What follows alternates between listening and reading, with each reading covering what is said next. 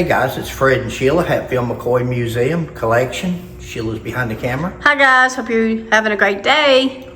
Once again, Sheila and I have got a new series we're coming out with, and it's going to be just shorts Okay. of items that's in Mother's collection, and that's been in the museum for years, and how she acquired them. Well, sometimes we don't know how she acquired them. Sometimes it was my grandmother that acquired them. But if Sheila and I, this is one that Sheila and I had something to do with. Mother financed it and paid for it, and the family all agreed on it. But Sheila and I were the ones that went and picked it up. So the story today is going to be on Devil Anse's bed. Yep.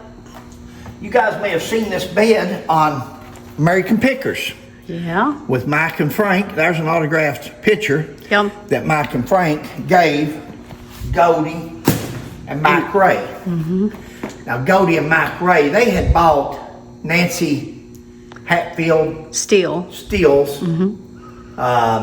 building off of their daughter Sissy Brown. Thank you, baby. Goldie and Mike Ray owned it for years and years. It was called Goldies Hardware Store. And that's the old building, and Sheila's going to go through at the end of this video, and she's going to show you old pictures of the old building back in the 1880s when it was built. Okay. Of the old people that was there, some Hatfield.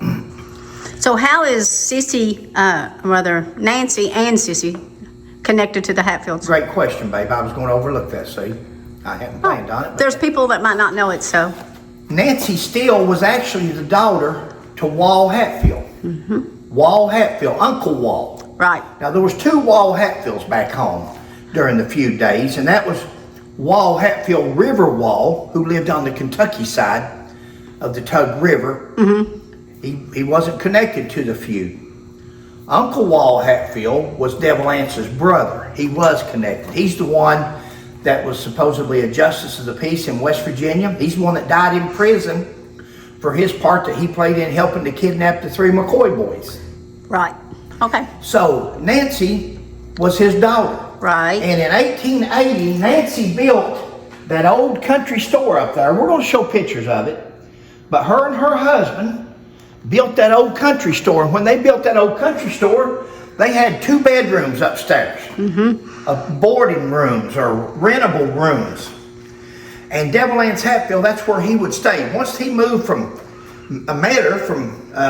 Newtown, from Short Holler, he moved over to Logan County, West Virginia. When he would come back to the Make Creek area, this is where he would stay at. He would hide out because there was Kentucky warrants for him, and he would hide out in that old building there. Upstairs in that front bedroom is where this bed was at. Now Devil Anse slept in 2 beds. He usually slept in caves and barns and anywhere he could during that time because he was hiding out. He was a criminal. But there was 2 beds we know he slept in. That was the bed at his house that him and Levacy slept in.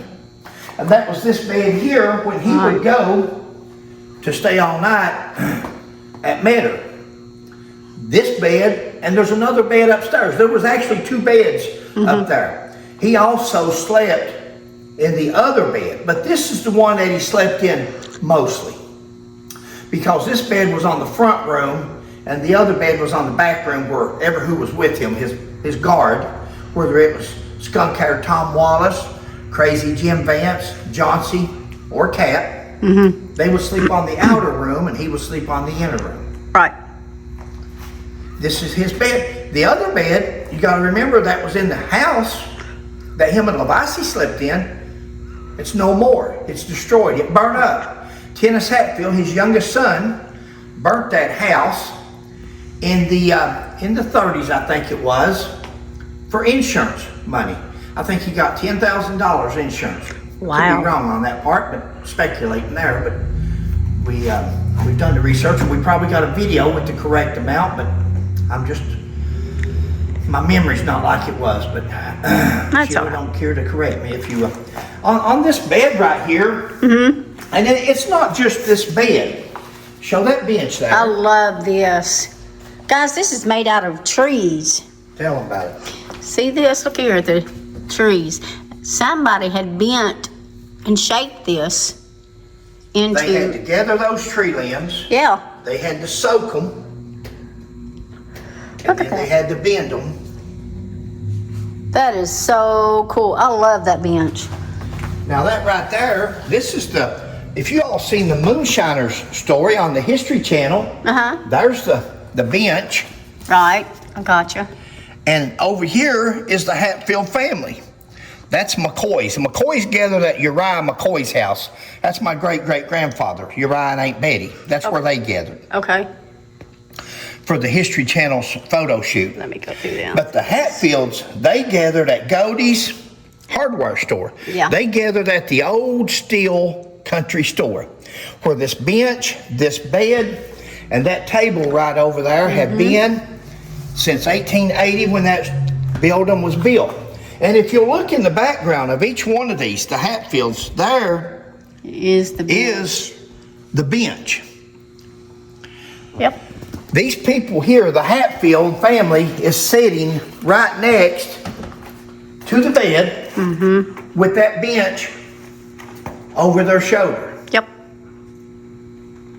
I love That's that all bench. we're going to concentrate on today is this bed, that bench, and that table.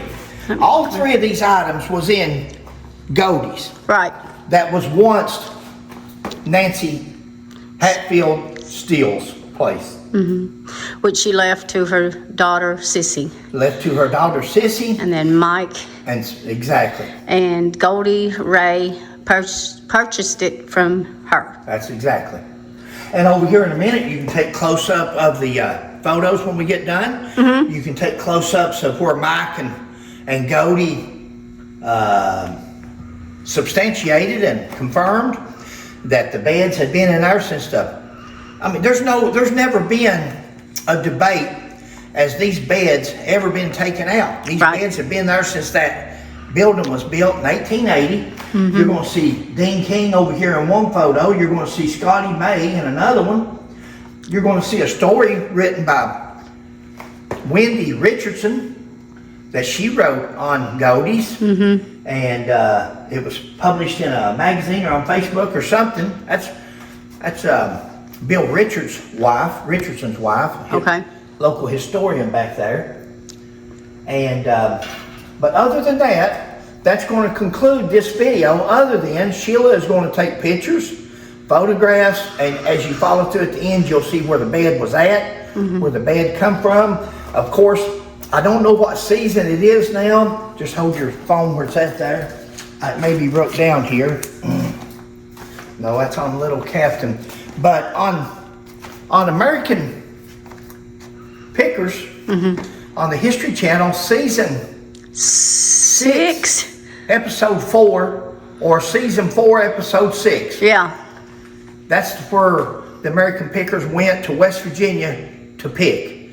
And they actually bought a book and a copy of a subpoena that they had there for Devil Anse. They tried to buy the bed. They tried to buy the windmill thermometer upstairs off the front of the building. Sheila and I, along with Mother and the rest of the family, ended up purchasing most of what was in Goldies Hardware Store that was Hatfield McCoy related that was worth anything. Since then, Goldie and Mike Ray have both passed away. Yeah. And the building is setting. It was leaking then. We had to, that's one reason we wanted to get the stuff out of there, because the water was coming in the top, and we knew that the building was going to eventually fall in if something wasn't done to it. It would be a great place for a historical, somebody to fix restore it up, restore it. It needs a little love.